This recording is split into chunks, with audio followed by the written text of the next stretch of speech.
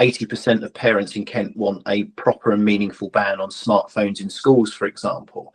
Nationally, this is a big area of concern for people of my age, is the fear of children and young people becoming addicted to smartphones and social media, the impact it has on behaviour and grades and their mental health and well-being. And so we as a party in Parliament have got Labour into a real pickle. They managed to have walked into a ditch on this one, because it's one of those policies where it's what parents want.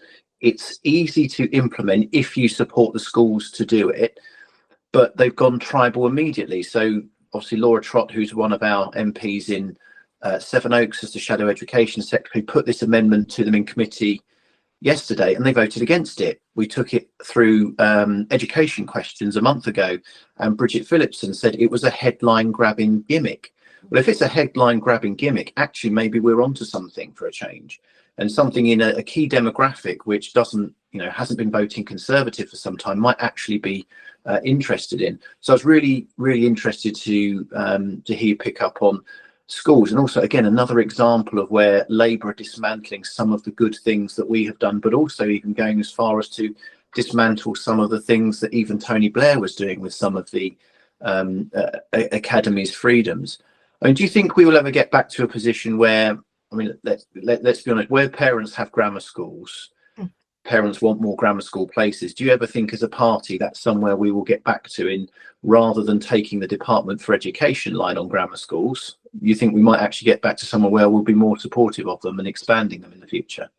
I hope so. I consistently argued that throughout my period in Parliament, not just defending Kent's grammar schools, but saying if parents want them, then let's provide them. And I think having a variegated school system is extremely good. And you make a good point, Matthew, about how a lot of Michael Gove's reforms as Education Secretary, which pushed Britain up in the international rankings and so on, were building on stuff that Tony Blair and his education secretaries did. So we did, for 20 years or so, have a good, more or less cross-party consensus, which worked. And funnily enough, schools got better, and kids who came from disadvantaged backgrounds had more chance than they had done in the previous generation.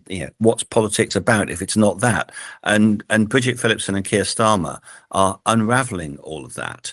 So absolutely, I think education should be a strong issue for us, and I think grammar schools could be a strong issue. But then, I remember talking to other colleagues from other parts of the country when I was an MP, and they said, "Look, in places like Hampshire, it's just not an issue.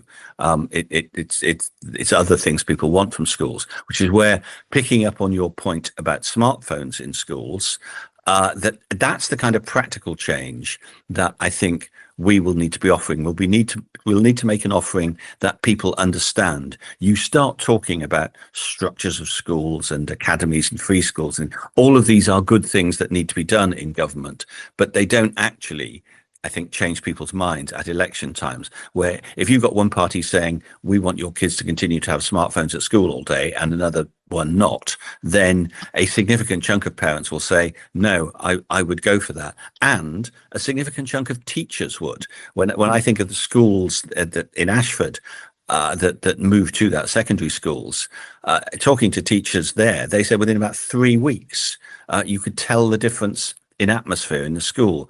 There were about 2 days of flurries, and then after that, actually, things got better very, very quickly. So, and 2 or 3 practical examples of this is how your GP surgery will be different, or this is how your child's school will be different. Those are the kind of things that actually achieve cut through for an opposition, which is the most important thing, because the most difficult thing, if you're not in government, is actually to engage people's attention, because when the government does something, it might affect you in your daily life. When the opposition says something, which is all oppositions can do, it's difficult to affect you in your daily life.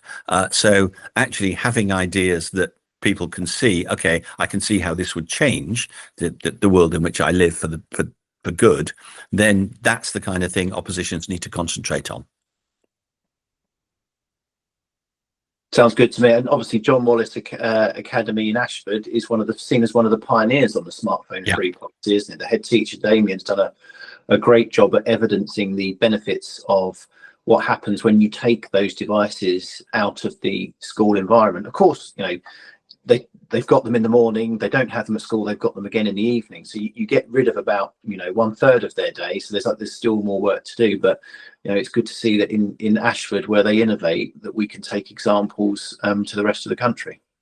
Yeah, absolutely. No, and you're right. The John Wallis Academy was brave in doing that, and had a lot of pushback from parents, but did it and have seen the benefits. It's a much better atmosphere at that school than there was before.